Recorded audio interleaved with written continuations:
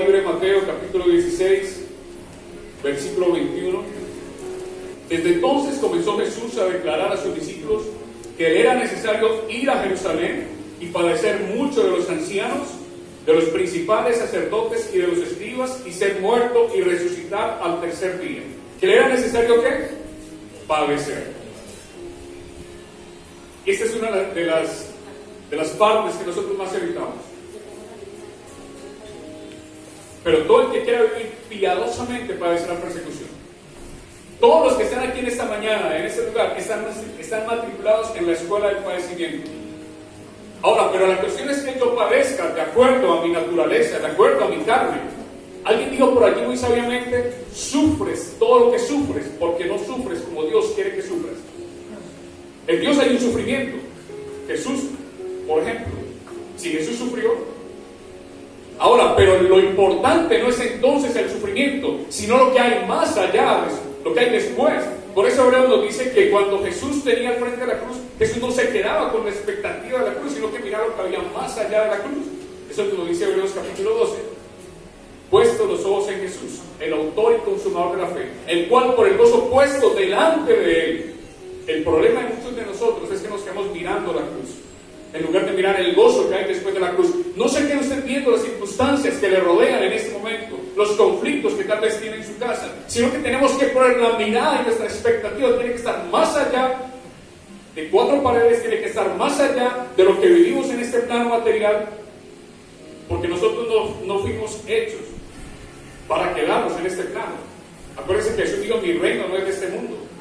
El problema es que hay muchas iglesias en este tiempo y muchos predicadores llevando a la gente a depender y a pensar que su reino hace parte de este mundo.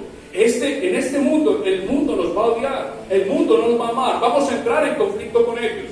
Ahora, no porque lo busquemos, sino porque nuestro estilo de vida, nuestra conducta los juzga a ellos. Hay gente que se va a molestar porque tú eres un hombre fiel y porque no te vas a buscar mujeres a medianoche como ellos lo hacen. Hay gente que se va a molestar porque tú eres una señora de tu casa y no dejas al cuidado de los niños a medianoche el día sábado. Y sigue diciendo entonces en el versículo 22, estamos en Mateo 16, 22. Entonces Pedro, tomándole aparte, comenzó a reconvenirle diciendo: Señor, ten compasión de ti, en ninguna manera esto acontezca. Pero él, es decir, Jesús, volviéndose dijo a Pedro: quítate de delante de mí, Satanás. Me eres tropiezo porque no pones la mira en las cosas de Dios, sino en las de los hombres.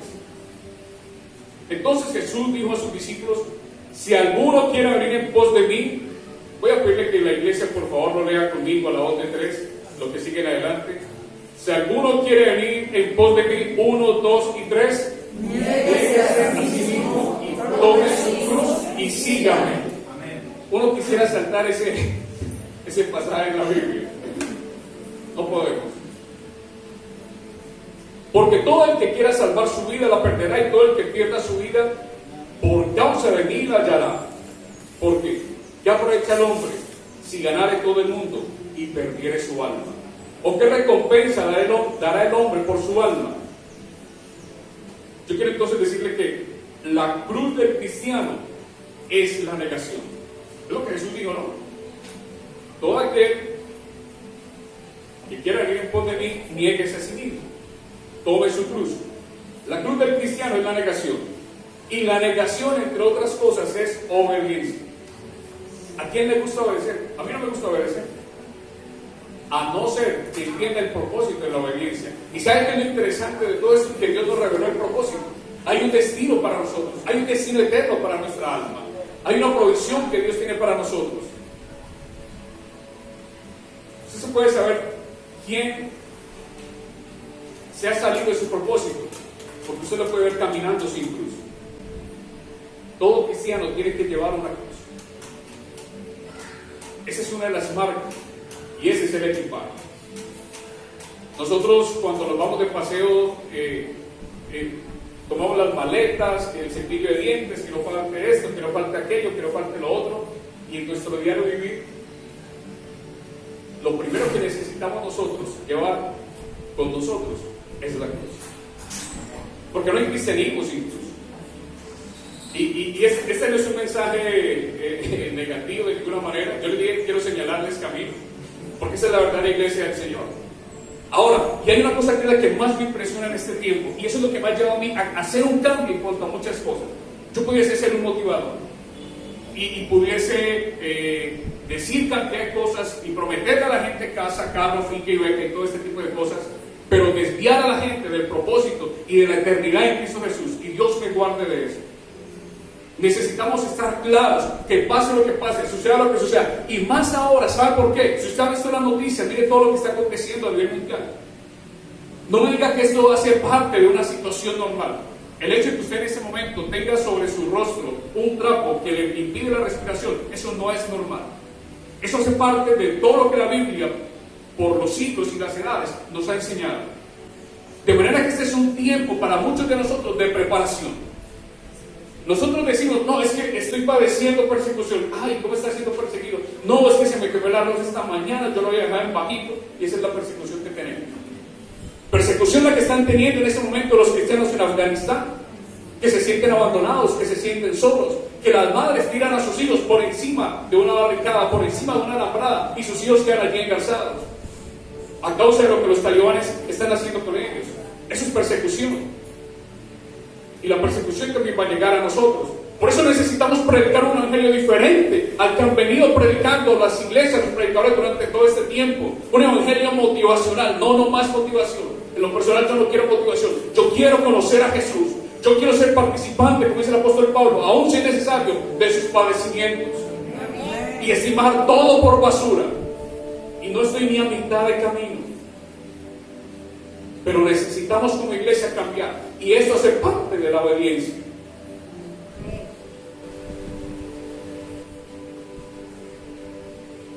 ¿Sabe por qué mucha gente deja de obedecer? Porque pierde su propósito. Y no hay nada más triste que una persona sin propósito. Una persona sin propósito es un muerto en vida. Es una persona que no sabe de dónde viene ni sabe para dónde va, porque ha perdido el propósito, ha perdido la esencia de su vida, ha perdido la inspiración de Dios, ha perdido el foco de Dios, ha perdido la presencia de Dios, la manifestación de Dios, la dirección de Dios. Pero en esta mañana estamos para que recuperemos nuevamente esa dirección, si alguno de nosotros se ha extraviado. Porque Dios es bueno. Y no es una enseñanza ni es una predicación de juicio, es una predicación para llamarte a que nos volvamos, a que usted y yo nos volvamos juntamente a buscar a Dios, a humillarnos delante de Él, a que no adoptemos la posición de Judas, que Judas se sintió condenado y se ahorcó, pero sí que tengamos la actitud de Pedro, para quienes es necesario en este caso, que reconozcamos nuestra debilidad, que reconozcamos que le hemos negado, que reconozcamos nuestra desobediencia, pero que nos volvamos a Él de corazón. Porque nos va a levantar, porque Él es justo, porque Él es bueno, porque si 7 veces caemos, 7 veces nos levantará. Amén. Amén.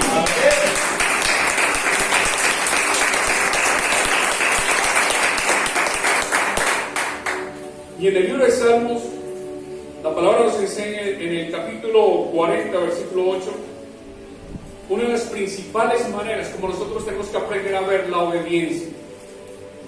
En lo personal, yo no quiero hacer nada por obligación. Yo todo lo quiero por convicción. Amén.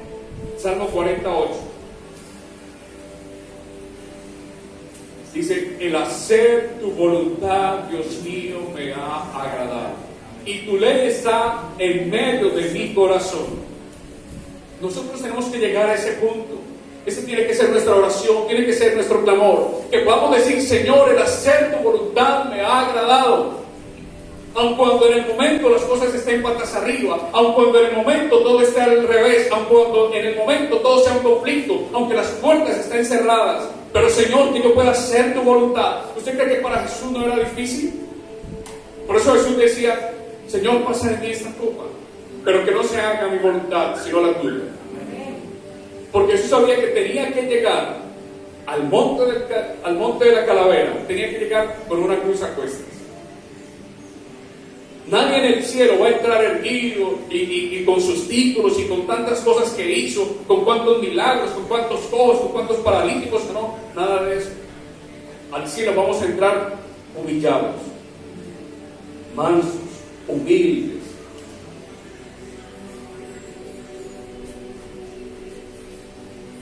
Y hay algo tan particular sobre esta situación de la obediencia, es que la desobediencia da también a luz hijos. Uno de los hijos de la desobediencia es el miedo, el temor. Y el temor es el resultado de la desobediencia, precisamente. Usted lo puede encontrar en Génesis capítulo 3. Cuando la serpiente le habla a Eva, empiezan a charlar, empiezan a flirtear, empiezan a tener comunión. Sabemos lo que aconteció después. Comieron el fruto, tanto ella como su esposo. Y después de eso, cuando ya Dios viene donde Adán tenía temor. Estaba lleno completamente de miedo. ¿Saben qué había causado el miedo en Adán? La desobediencia. Ahora, a no ser que tengamos la mente cauterizada, porque el que tiene la mente cauterizada no teme. Dice, no importa, voy para adelante. Que voy para el infierno, voy para el infierno, porque su mente está cauterizada. Yo conocí gente que dice, no, yo a tal persona no la voy a perdonar, pero es que tienes que perdonar, pero mira, hay una vida después de esta, no sé qué, no me importa, así vaya para el infierno, no lo perdono. Su mente está cauterizada. Pero cuando yo sé quién es Dios, cuando tengo temor de Dios, cuando sé que Él viene a mi búsqueda, cuando sé que Él viene por mí, yo tengo una actitud reverente, pero no le tengo miedo. Porque el miedo engendra en sí castigo, en donde el que teme no ha sido perfeccionado en el amor. Porque cuando Dios viene puede ser en ocasiones a corregirnos, pero en medio de esa corrección siempre habrá un lazo de amor, siempre habrá una restauración. Amén. Amén. ¿O qué tal otro de los hijos de la desobediencia, la hechicería? En 1 Samuel capítulo 15, 22, 1 Samuel 15, 22, usted se encuentra con un hombre, y aquí no sé si usted de pronto puede empezar a hacer el engranaje entre lo que acontece cuando se desobedece y se pierde el propósito, se pierde el destino. Y la desobediencia de Saúl lo llevó a que él perdiera su propósito y su destino en Dios. Y por consecuencia lo llevó a la hechicería. 1 Samuel 15, 22 dice, y Samuel dijo, se complace Jehová tanto en los holocaustos y víctimas como en que se obedezca a las palabras de Jehová. Ciertamente el obedecer es mejor que los sacrificios, y el prestar atención que la grosura de los carneros. Porque como pecado de adivinación, que la adivinación, hechicería. Porque como pecado de adivinación es la rebelión, la desobediencia. Y como ídolos e idolatría, la obstinación. Por cuanto tú desechaste la palabra de Jehová, Él también te ha desechado para que no seas rey, para que pierdas su propósito, para que pierdas tu destino, para que pierdas tu misión. Cada uno de nosotros tiene una misión en esta tierra. Amén. ¿Usted se ha preguntado cuál es su propósito? ¿Por qué usted está aquí? ¿Qué estamos haciendo en esta tierra? Es la pregunta que todo el mundo debería hacerse, pero es la respuesta que todos deberíamos conocer. Y Efesios, hablando un poco acerca de ello, nos dice, hemos sido hechos para alabanza de la gloria de su gracia. Amén. O sea que todo lo que usted haga debe alabar a Dios, todo lo que respire, alaba al Señor. Mi conducta, mis actos, mi manera de comportarme, mi manera de ser en mi casa, no solamente en la iglesia, porque en la iglesia todos somos buenos, en la iglesia todos nos salen alas.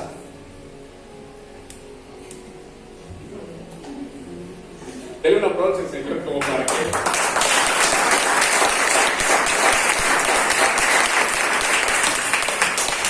hágame la campaña. ¿Sabe cuál es? Ya lo vimos, pero uno de estos hijos también de la falta de obediencia es la pérdida de propósito. Ya tenemos un hombre como ejemplo. Y si usted se da cuenta lo que le dice el profeta Samuel a este hombre, al rey Saúl, le habla de que la desobediencia, la rebeldía, creo que hay otro término que puse aquí, la rebelión, es como adivinación, es como hechicería. Pero si usted sigue de cerca la vida del rey Saúl, se da cuenta que al final él terminó consultando brujería. O sea que aquí fue donde él abrió la puerta. O sea que cuando actuamos en desobediencia estamos abriendo puertas de hechicería. Y hay puertas que no se manifiestan inmediatamente, sino que se manifiestan después.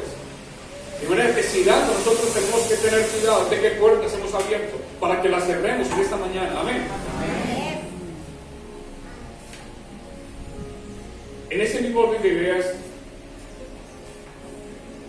nosotros nos damos cuenta que el hombre perdió el sentido de la vida cuando desobedeció. Perdió el propósito. ¿Qué le había dicho Dios al hombre? Que se enseñoreara en la tierra, sobre los peces, sobre las aves, sobre todo lo que había en la tierra. Él era su Señor. Ese era el propósito que tenía. ¿Usted cree que Adán le tenía temor al león? De ninguna manera. Adán tenía que llamar, león, ven acá, y el león tenía que venir. Llamaba al elefante, y si se metían en el mar, tenían llamar a los tiburones, y ellos venían donde él. Y comían de su mano, porque él era el Señor de todo. Ese era el propósito con el cual Dios creó al hombre. Pero ¿qué hizo el hombre? Perdió su propósito, perdió su destino. Vaya usted, llama un león y le va a comer de su mano. Se le come la mano. Eso por decir algo, porque se va a devorar completo. Y con esto mismo entonces, cuando se pierde el propósito, a raíz de la desobediencia, se entra en desdicha. Fue allí cuando entró la infelicidad, cuando entró la desdicha en el mundo. Yo no me imagino a Adán debajo de un guayabo y guayabado, porque es que no, es que Eva se fue. No. Adán vivía tranquilo, empezando porque no había más hombres, no había quien se la mirara. Pero Adán estaba tranquilo, satisfecho, vivía en paz, tenía una vida en reposo, porque sabía que tenía un propósito, tenía un diseño. ¿Cuánta gente no está amargada? Porque perdió su diseño, porque perdió el propósito. Y nuestro propósito no está determinado por cuántas cosas nosotros tengamos. Tampoco está determinado por cuántas personas estén o no estén con nosotros. Nosotros con mi esposa, hace 2 meses, perdimos una persona muy especial para nosotros. Bueno, pues la perdimos de este mundo, pero sé que está en el cielo con el Señor. Amén. Mi suegra. No sé si siempre hay que hablar mal de la suegra. No, yo hablo muy bien de mi suegra. Pero qué mujer tan especial. Una mujer de Dios, una mujer santa, intercesora como ella sola. Y por supuesto eso nos dolió, porque en lo natural eso duele. Pero en lo espiritual nosotros nos gozamos. Y hemos entendido una cosa, y mi esposa por sobre todo lo sabe, y es que aunque ella no esté, el propósito de nuestras vidas continúa. Amén. Yo te quiero decir con esto, no sé si alguien haya pasado por una situación de separación, de divorcio, de duelo, de pérdida de alguien o de algo. La vida continúa, el propósito sigue. Dios no te ha dejado solo. La convicción que Jesús tenía es: no me ha dejado solo el Padre. Jesús sabía que el Padre estaba allí. Solamente en un momento el Padre no lo deja, pero es para que Jesús cargara el pecado de toda la humanidad y nos diera a nosotros vida eterna. Amén. Qué Dios tan bueno nosotros tenemos. Amén. Qué Jesús tan bueno que vino a obedecer al Padre, a obedecer al Espíritu Santo, a obedecer a sus padres naturales, a obedecer a los hombres. Y qué duros de corazón hemos sido los hombres, que nos cuesta reconocer y obedecer a un Dios así.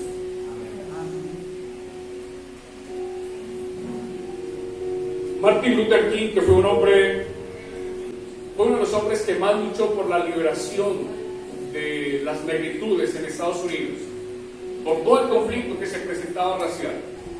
Y él decía: qué tristeza, mandamos cohetes al espacio, tenemos misiles guiados y hombres desorientados. La capacidad del hombre es infinita en la tecnología, todo lo que está sucediendo, en nuestra capacidad mental de crear algunas cosas, porque aún allí late la esencia de Dios. Pero ¿qué es la capacidad de nuestro corazón para ampliarlo? Para que el gran Dios de todo el universo se siente en este trono y reine y gobierne para siempre. Amén. Si en algo necesitamos que avanzar, más que avances tecnológicos, de hecho se está hablando ahorita de la posibilidad, y eso ya está a la vuelta de la esquina. En el año 2016 en Dubái, no recuerdo en qué foro fue, pero hacía parte de él este hombre, George Klaus creo que se llama, que es el director del foro de Davos, o porque pasó ahorita en enero. Y esto es relevante por lo siguiente. En el 2016 él decía que iba a haber la posibilidad de que los hombres tuviéramos chips implantados en nuestro cerebro. Estoy hablando de hace 5 años. De hace 5 años. El presidente de Chile dijo hace un par de meses que iba a ser necesario también que los hombres supieran cómo desarrollar ciertas cosas para evitar que su cerebro fuera hackeado, porque podrían poner pensamientos en la gente, emociones en la gente, sentimientos en la gente, y la tecnología está muy avanzada, y todo eso no es para mañana, eso es para allá. Y el corazón del ser humano se ha quedado atrasado. Por eso tenemos una gente llena de tantas cosas en su cabeza, con una cabeza grande y con un corazón pequeño. Y si en algo necesitamos trabajar, y particularmente nosotros como Iglesia de Dios, es en nuestro corazón. Es cierto que la salvación es por gracia, es cierto que Dios es bueno, pero precisamente porque Dios es bueno, porque Dios es amor, nosotros necesitamos y debemos retribuir a ese amor de ese buen Dios. Yo no concibo a Dios de otra manera sino como un Dios de amor, que tiene que hacer justicia, claro que sí. Porque hay gente que dice, y si Dios es tan bueno, ¿por qué manda gente al infierno? No, Dios no manda a nadie al infierno. Si Dios es tan bueno, ¿por qué la gente prefiere ir al infierno? Es distinto. El infierno no fue hecho para los hombres, fue hecho para los ángeles caídos, para los demonios, pero no para los hombres. Entonces, concluyentemente, sabemos que Dios es bueno. Para siempre su misericordia. Denle un aplauso al Señor.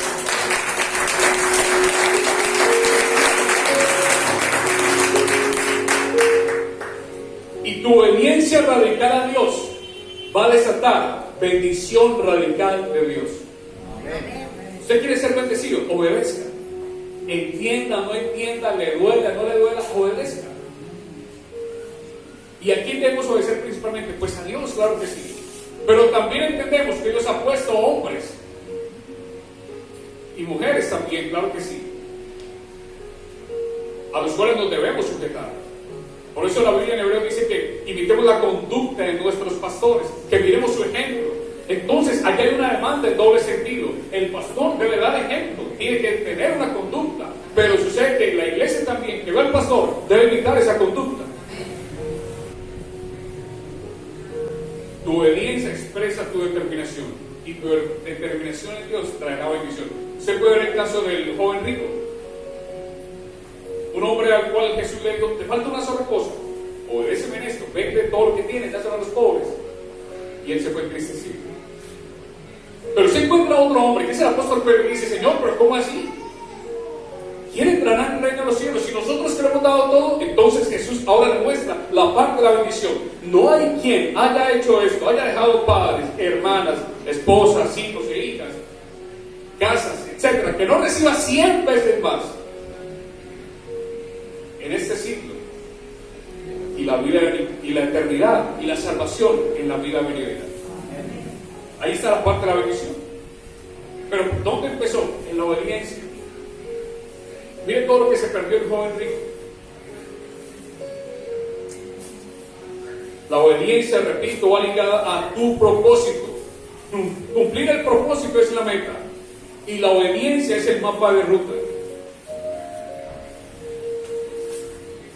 Muchas veces,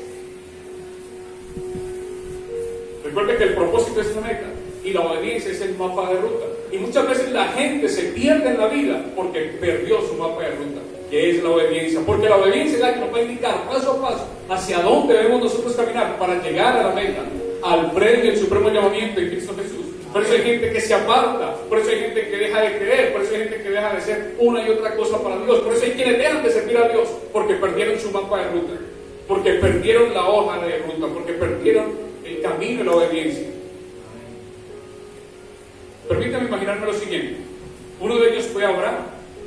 Abraham durante muchos años perdió el mapa. Perdió tanto el mapa que Dios le había dicho que le iba a dar descendencia de su esposa, y fue y se acostó con la esclava. Y como consecuencia de eso, de que perdió el mapa, hace 5 o 10 minutos hablamos acerca de Afganistán, lo que está ocurriendo. Este fue uno de los resultados de que Abraham perdió el mapa, perdió el camino. Bueno, Dios es bueno y él se reencontró nuevamente con ese camino.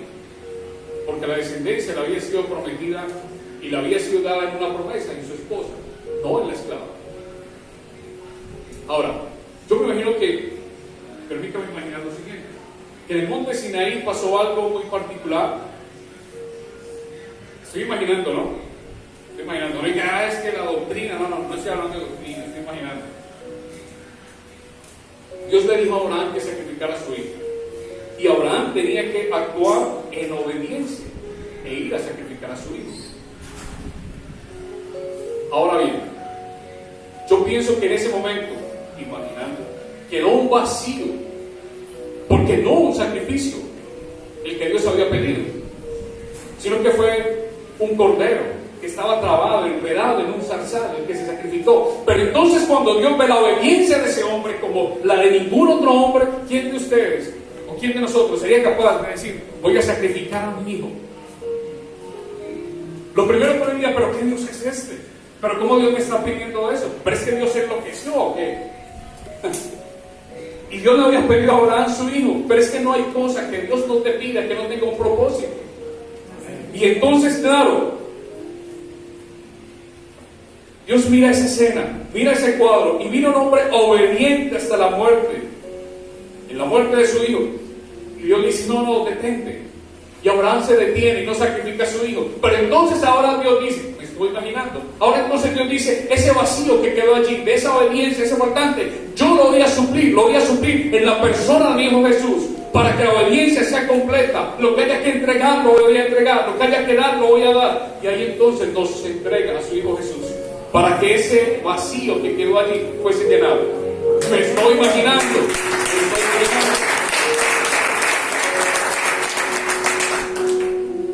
Entonces Dios se movió a compasión y dijo, no, que no lo sacrifique, yo mismo lo voy a hacer. Yo voy a ser obediente a la palabra que yo mismo dije. ¿Acaso la Biblia no nos dice que Jesús, por lo que padeció, aprendió obediencia? ¿A quién le obedecía Jesús en el reino de los cielos? A nadie. Pero cuando Él vino, Él padeció y aprendió obediencia.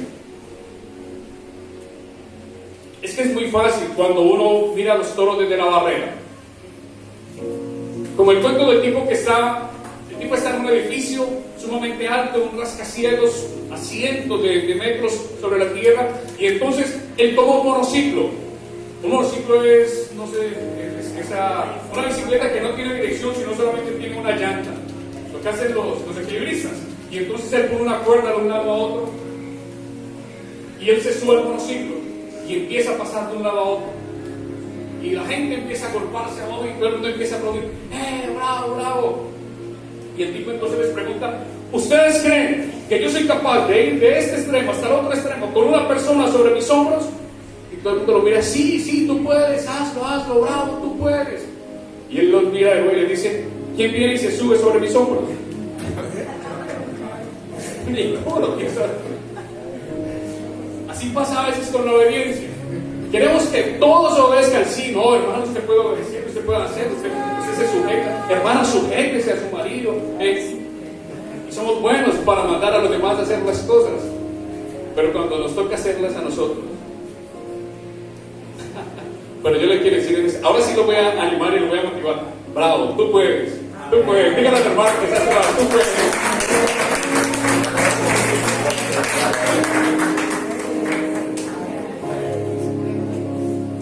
Miren, no hay nada que le ayude más al hombre a vivir en esta vida, aún en las peores circunstancias, de saber que su vida tiene sentido, que su vida tiene un propósito. Hay un hombre llamado Viktor Frank, es judío, él tuvo que pasar en los campos de concentración nazis, y él escribió un libro que se llama así, El hombre en busca de sentido. Y él decía que cuando la gente tenía una razón por la cual vivir, cuando sabía que había una esposa, que había unos hijos esperándolo, o cuando sencillamente era gente creyente en su fe, esperando respuesta de Dios, era gente que no se dejaba llevar por las circunstancias, era la gente que no se moría. Y muchas de las personas que salieron precisamente de ese campo de concentración fueron las personas que tenían una razón para vivir, que tenían un propósito, y que su propósito estaba por encima de su dolor, que estaba por encima de su circunstancia. Porque alguien dirá, pero ¿qué propósito tengo yo en la vida? Esta mañana me tocó comerme un chocolate con un pedazo de pan de ayer. Así que dijo que tu propósito depende de un pedazo de pan duro. ¿Quién dijo que eso determina tu eternidad? Tu eternidad fue determinada en la cruz del Calvario, cuando Jesús dijo, consumado es, obedientemente a todo lo que el Padre le mandó. Amén.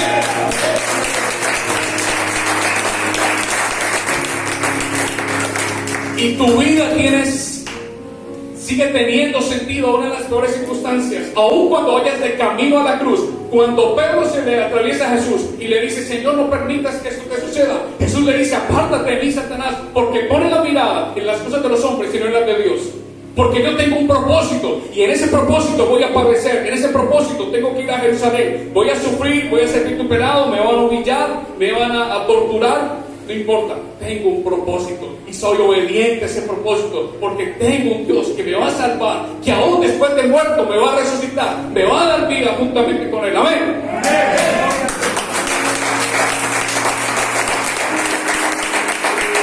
Usted tiene un propósito, usted tiene un destino. Tu destino está más allá de la cruz. Tu propósito está más allá de las espinas. Tu propósito está más allá de tu sufrimiento, más allá de tu dilación, de lo que estás pidiendo que aparentemente no veas. Tu propósito tiene una respuesta en Dios. El propósito es el que nos hace proseguir al blanco. Cuando alguien tiene una determinación firme, cuando tiene convicción de algo, no retrocede. Por eso Hebreo dice que nosotros no somos de los que retroceden, sino que somos de los que tienen fe para la preservación del alma. Y el apóstol Pablo nos da un ejemplo. Y él dice, prosigo al blanco. Cuando usted toma una flecha y usted la lanza a un blanco que usted encuentra, la flecha va en un solo sentido, va en una sola dirección. Ella no sube, no baja, no.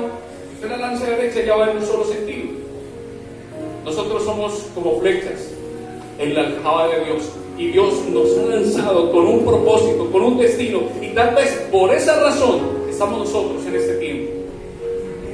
Alguien dice, ¿por qué me tocó vivir este tiempo? ¿Por qué, como dice un predicador, ya se están escuchando los cascos del Apocalipsis? Porque para este tiempo Dios nos ha llamado.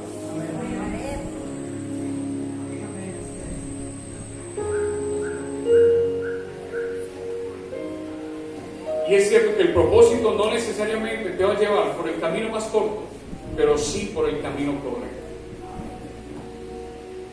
A veces vamos a encontrar subidas, bajadas, puestas en la vida, pero ¿qué tanto vamos a obedecer para llegar a la meta del supremo llamamiento? ¿Qué tanto estamos dispuestos nosotros a hacer? A vivir el evangelio de verdad, no el evangelio de mentira que nos han enseñado muchos predicadores en la televisión, de que tú abres tu boca y inmediatamente tienes la nevera llena, de que tú abres tu boca y tienes el carro último modelo allá afuera de tu casa esperándote. Perdóneme, lo que voy a decir, pero un evangelio de mentira. A los apóstoles, ¿creen que a los apóstoles les importaba si tenían o no tenían? El apóstol Pablo decía, cuando el profeta, creo que fue Ágabo toma el cinto del apóstol Pablo y se lo pone y dice, así me dice el Espíritu Santo, así van a ser aquel hombre que es dueño de este cinto. Y el apóstol Pablo dice, no me importa lo que me hagan, voy a ir a Jerusalén, estoy dispuesto para ser sacrificado, de ninguna cosa hago, ni estimo preciosa mi vida, con tal que acabe, con tal que alcance el propósito que Dios ha puesto en mi vida. Mira, a mí eso me arde en el corazón, la determinación que tenía ese hombre. Por eso decía, yo prosigo al blanco. Vamos al libro de Filipenses, por favor. Se quería encontrar literalmente, como dice el apóstol Pablo, si quiere apúntelo para que ahorita leamos Filipenses. No lo busque, yo se lo leo rápidamente. Hechos 20:24, el apóstol Pablo dice, pero de ninguna cosa hago caso ni estimo preciosa mi vida para mí mismo, con tal que acabe mi carrera, es decir, con tal que acabe mi propósito. Luego sigue diciendo, con gozo. ¿Con qué? Con gozo. Y el ministerio que recibió el Señor Jesús para dar testimonio del evangelio de la gracia de Dios. Y el apóstol Pablo dice con gozo. ¿Y usted qué? No, hermano, yo aquí con un gozo en el propósito de Dios, hermano. Ese no es la vida del creyente. El gozo tiene que ser, obviamente, espontáneo, tiene que exteriorizar.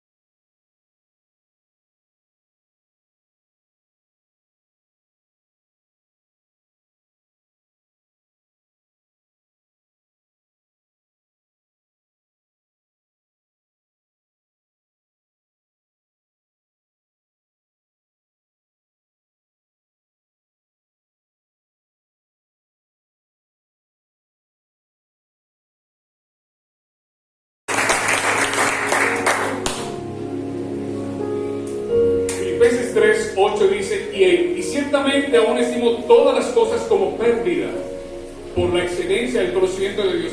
Y aquí es donde nosotros entendemos el propósito.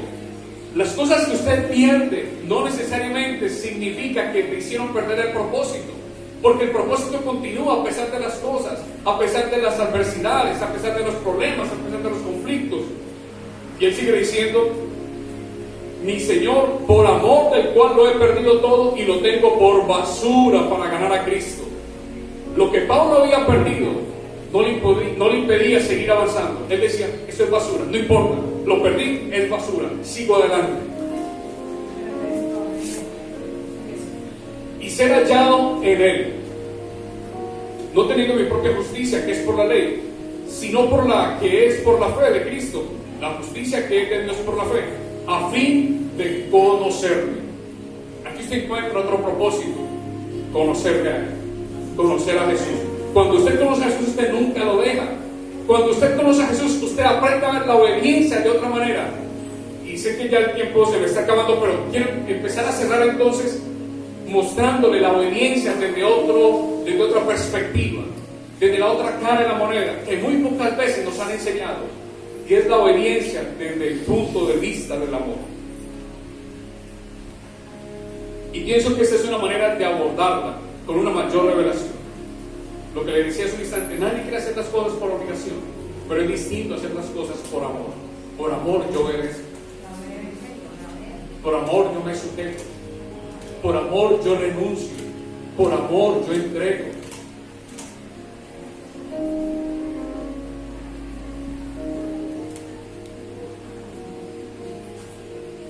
En la obediencia Dios nos está amando. De manera que si algo nosotros tenemos que aprender es a dejarnos querer. Como dicen por ahí, déjese querer, que eso no duele. Eso es lo que Dios quiere, que nos dejemos querer. Porque en su obediencia, cuando le obedecemos a Él, ¿qué Dios va a manifestar? Su amor. ¿Por qué nosotros tenemos que obedecerle? Porque Dios tiene mejores planes para mí que los que yo tengo para yo. Dios tiene mejores planes que yo. Entonces, ¿cómo no voy a obedecerle? Y es donde yo me encuentro entonces con ese amor, porque Él dice que yo sé los pensamientos que tengo acerca de vosotros. Pensamientos de bien, para darles el fin que ustedes desean. ¿Y dónde nosotros encontramos eso? En la obediencia. Entonces obedecemos por amor, porque si Él nos ama, esa obediencia nos va a llevar siempre a lo mejor.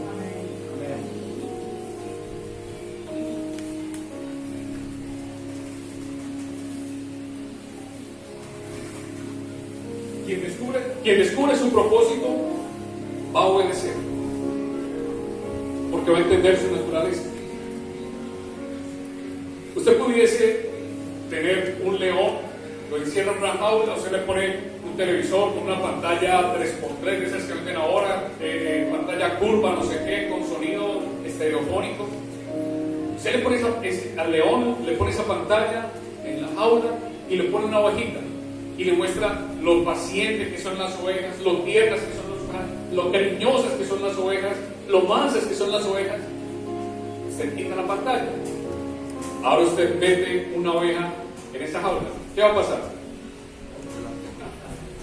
Se lo come. ¿Sabe por qué? Porque esa es la naturaleza del león. Él es un animal carnívoro. Esa es su naturaleza. ¿Cuál es la naturaleza del cristiano? ¿Por qué nosotros reaccionamos contrariamente a nuestra naturaleza en ocasiones? Cuando la palabra nos habla de obedecer.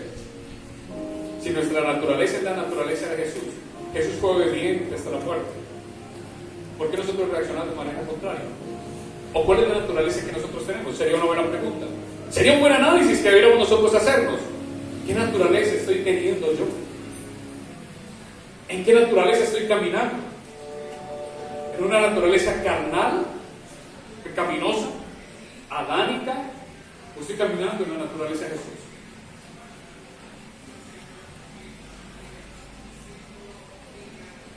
¿Sabe qué le pasaría a la oveja en esa jaula? Ella se quedaría quieta. Ella no se defendería. y el león la devoraría, porque esa es su naturaleza. ¿Qué hace usted cuando está encerrado en una jaula? En una circunstancia que parece que no tiene salida.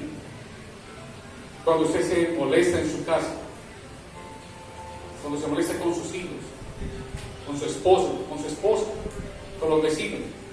¿Es usted el león? ¿Esa es su naturaleza? ¿O es usted un cordero?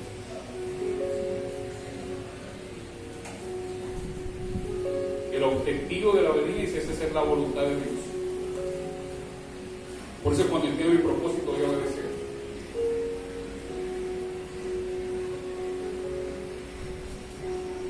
Ahora, no hay tal que para obedecer yo tengo que vivir una vida sufrida. Desde el punto de vista de la carne sí, pero desde el punto del espíritu no. Porque la Biblia nos dice que veremos el fruto de la aflicción de nuestra alma y quedaremos satisfechos. Y lo leímos al principio en el Salmo 40. El hacer tu voluntad me ha agradado. El hacer tu voluntad me ha agradado. Esa es una meta que debiéramos tener en nuestra vida. Yo creo que Jesús no fue obligado a la cruz. ¿Usted qué piensa? Si usted ve en la narración, el discurso que tuvo con Pedro, Jesús no iba obligado a la cruz. Jesús iba a la cruz, que representa nuestra obediencia. Iba con una sola cosa en mente, con un solo propósito, con una sola razón. Yo los amo. Yo los amo. Todo esto lo hago por amor. Si no me bajo de la cruz, es porque te amo. Si obedezco a pesar de las injusticias, es porque te amo. Tengo el poder para decirle a mi Padre que envíe una legión de ángeles y detenga toda esta carnicería que va a hacer conmigo, pero no lo hago porque te amo. Entonces por eso obedezco. Por eso te decía que yo veo la obediencia desde una perspectiva diferente, desde la perspectiva del amor, no desde la perspectiva de la obligación. Cuando yo me siento obligado, hago las cosas de mala gana. Así somos los hombres. Pero ¿qué tal si en vez de yo ver en cierta obediencia, una obligación, yo veo la manifestación del amor de Dios y yo digo, Señor, esto me causa dificultad, siento que no soy capaz, me siento débil, pero yo voy a hacerlo por amor, porque tú ya lo hiciste por mí. Tú fuiste obediente hasta la cruz. Tú pagaste todo por mí en la cruz. De manera que yo, de acuerdo a la naturaleza que me ha sido dada, porque la Biblia nos dice que tenemos una naturaleza. Dice que tenemos una naturaleza divina, lo dice el apóstol Pedro, por la cual hemos recibido grandes y preciosas promesas. Entonces, conforme a esa naturaleza, porque mi naturaleza es divina, yo voy a obedecer, yo voy a amar, yo me voy a entregar, yo me voy a rendir. ¿A quién obedecen las golondrinas cuando migran porque viene la lluvia? A nadie. Ellas responden a su naturaleza. ¿A quién obedece el oso cuando sabe que viene el invierno y tiene que meterse en una cueva a hibernar? A nadie, a su naturaleza. Cuando entiendo mi propósito en Dios, la obediencia va a ser mi algo natural, no va a ser algo impuesto que me va a causar fastidio o nervio.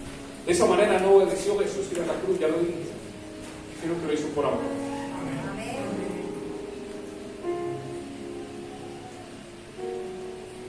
Finalizo en 1 Pedro capítulo 1, versículo 12. Salte por favor al 18, al 18. 1 Pedro 1, 18. Dice, sabiendo que fuisteis rescatados de vuestra vana manera de vivir, la cual recibisteis de vuestros padres, no con cosas corruptibles como oro o plata, sino con la sangre preciosa de Cristo, como de un cordero sin mancha y sin contaminación, ya destinados desde antes de la fundación del mundo. ¿Ya qué? Destinados desde antes de la fundación del mundo. Y en Efesios capítulo 1, versículo 4, usted se va a encontrar con un paralelo. Dice que, desde el 3, bendito sea el Dios y Padre de nuestro Señor Jesucristo, que nos bendijo con toda bendición espiritual en los lugares celestiales en Cristo, según nos escogió en Él antes de la fundación del mundo. Entonces, qué impresionante el paralelo que hay aquí.